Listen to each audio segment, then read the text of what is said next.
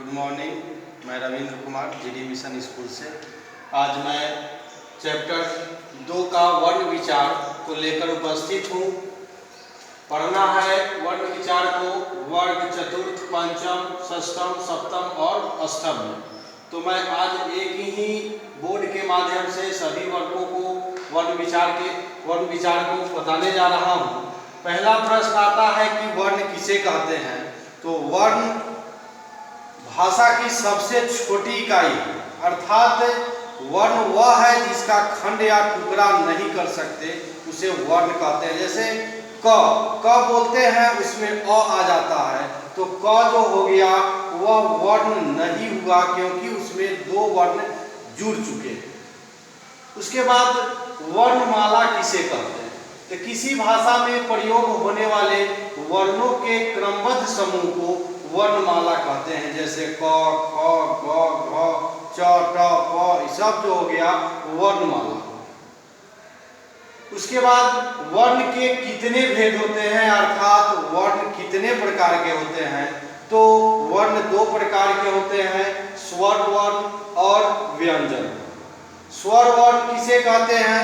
तो वे वर्ण जिनका उच्चारण करते समय हम किसी अन्य ध्वनियों का सहारा नहीं लेते हैं, या यूं कहे कि स्वर वर्ण वह है जिसका उच्चारण स्वतंत्र रूप से करते हैं, उसे स्वर वर्ण कहते हैं। जैसे अ, आ, ई, उ, ये सब स्वर वर्ण हो गया। स्वर वर्ण में 11 स्वर है। अ, आ, ई, उ, ए, ओ, और री, कुल मिलाकर 11 स्वर है। उसके बाद प्रश्न है स्वर वर्ण कितने प्रकार के होते हैं। तो स्वर वर्ण 3 प्रकार के होते हैं, ह्रस्व स्वर वर्ण, दीर्घ स्वर वर्ण और प्लुत स्वर वर्ण। ह्रस्व स्वर वर्ण के बारे में विस्तृत जान लेते हैं। ह्रस्व स्वर वर्ण जिन स्वरों का उच्चारण करते समय बहुत कम अर्थात एक मात्रा का समय लगता है, उन्हें ह्रस्व स्वर कहते हैं। ह्रस्व स्वरों की संख्या 4 है, अ, ई, उ और री। उसके बाद दूसरा है दीर्घ स्वर। तो दीर्घ स्वर जिन स्वरों के उच्चारण में ह्रस्व स्वरों से दुगुना समय लगता है अर्थात 2 मात्राओं का समय लगता है, उन्हें दीर्घ स्वर कहते हैं। इनकी संख्या 7 है, आ, ई, उ, ए, ओ और औ।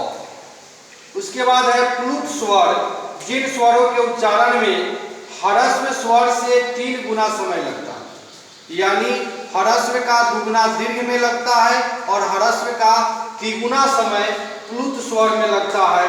और प्लुत स्वर प्रायः 3 अंक का प्रयोग कर प्लुत स्वर दर्शाते हैं। उसके बाद व्यंजन वर्ण को जानते हैं कि अब व्यंजन वर्ण किसे कहते हैं उसके बारे में जान लेते हैं।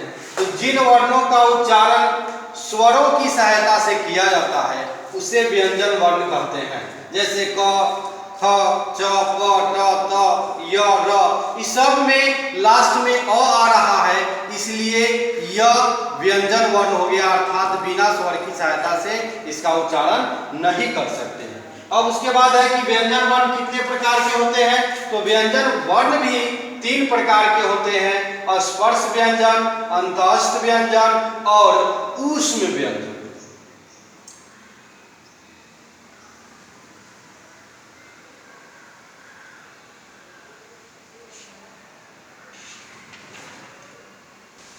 तो मैं अभी बताया कि व्यंजन वर्ण 3 प्रकार के होता है, स्पर्श व्यंजन, अंतःस्थ व्यंजन और ऊष्म व्यंजन।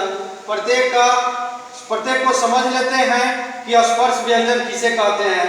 तो जिन व्यंजनों का उच्चारण करते समय हमारा जीभ मुंह के अलग अलग स्थानों को स्पर्श करती है, उन्हें स्पर्श व्यंजन कहते हैं।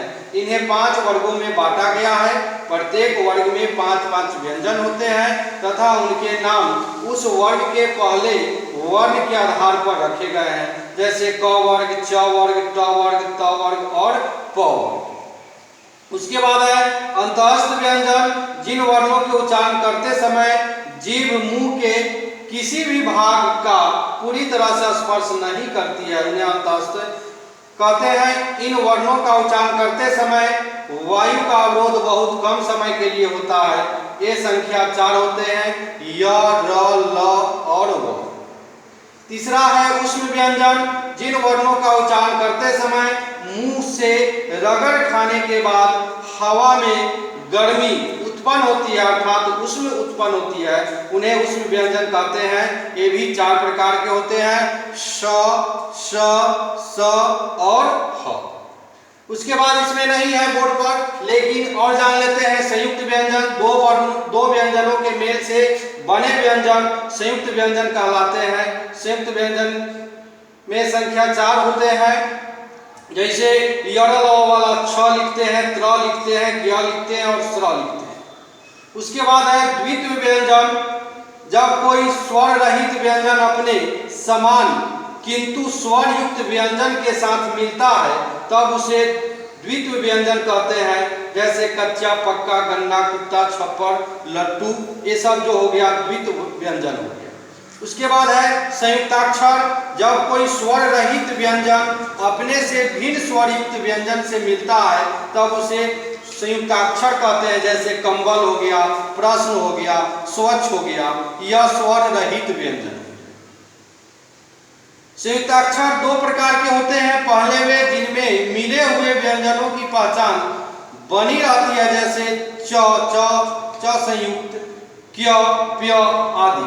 दूसरे वे जिनमें व्यंजनों की पहचान समाप्त हो जाती है, जैसे मूर्धन्य स जो बोलते हैं वह और क का संयुक्त होने पर छ बनता है, त और र का संयुक्ताक्षर होने पर त्र बनता है। अब इसके बाद वर्ण विच्छेद जान लेते हैं। वर्ण का विच्छेद करना, अलग अलग जैसे ऑपरेशन करना। दीपक, जैसे दीपक लिख देते हैं तो दीपक का वर्ण विच्छेद करेंगे तो द प्लस ई प्लस प प्लस अ प्लस क प्लस अ, यह हो गया वर्ण विच्छेद। आज के लिए इतना ही। आपको होमवर्क में इस अध्याय का जितना भी प्रश्न उत्तर है उसको बनाना है, फेयर में नोट करना है और याद करना है। धन्यवाद।